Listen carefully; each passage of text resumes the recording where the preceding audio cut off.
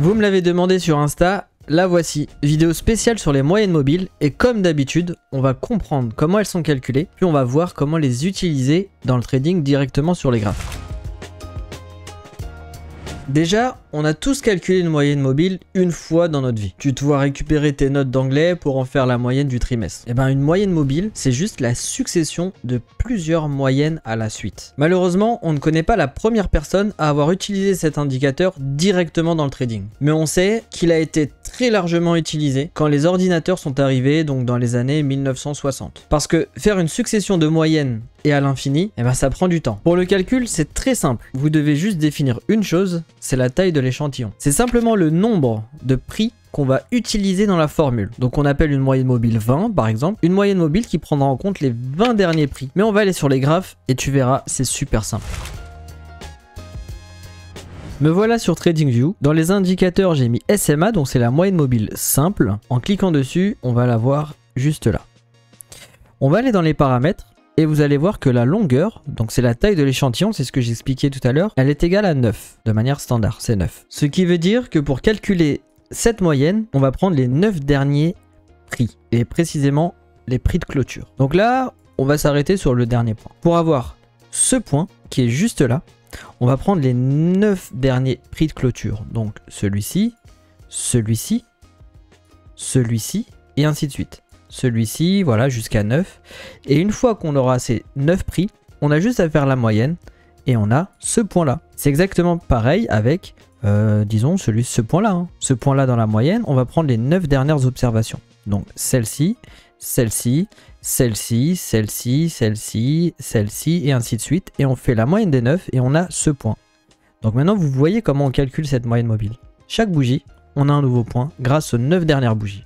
Et bien sûr, si je modifie 9 et je mets 20, la moyenne sera totalement différente parce que cette fois-ci, on prendra en compte 20 observations. Donc la moyenne mobile simple va dépendre de la taille, de la longueur, hein, c'est ça, mais également de l'unité de temps choisie. Parce que forcément, si je me mets en 3 minutes, ben, naturellement, les prix de clôture ne sont pas les mêmes.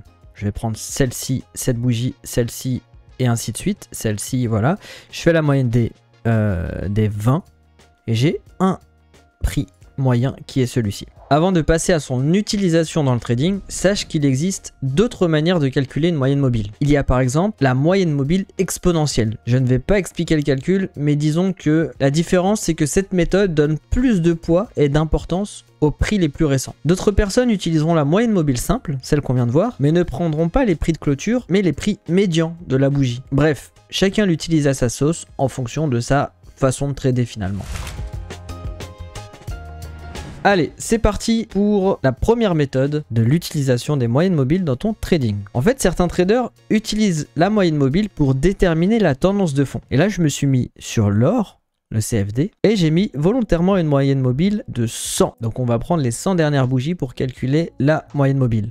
C'est volontaire parce que plus on prend une taille énorme de la moyenne mobile, plus on va prendre des données passées et plus on voit une tendance de fond. Et là, les traders vont considérer que si le prix est au-dessus de la moyenne mobile, c'est que le marché est fort. On est au-dessus de son prix moyen. Donc, ils vont privilégier les achats durant leur session de trading et ça grâce à l'observation d'une moyenne mobile long terme. L'autre utilisation assez connue, c'est de prendre deux moyennes mobiles et d'attendre le croisement entre celles-ci. Là, j'ai pris une moyenne mobile 20 et une moyenne mobile 200. Donc il faut une long terme et une court terme. Lorsque la moyenne mobile courte croise la plus longue, ils vont considérer ça comme un signal pour rentrer dans un trade.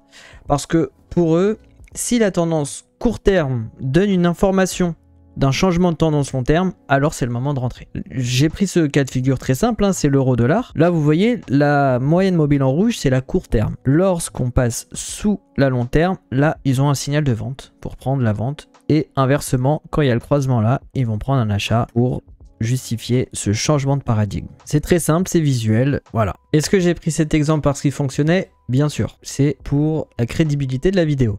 Mais passons au point 3. Et là, l'utilisation est un peu différente parce que certains traders utilisent une moyenne mobile comme une zone de support et résistance dynamique. Et oui, beaucoup de traders les utilisent finalement comme des zones de rebond. Là, on va considérer, on garde cet exemple et on va considérer cette tendance de fond comme extrêmement puissante. Ben, on aura des traders qui vont attendre les pullbacks sur la moyenne court terme, hop, pour prendre des shorts.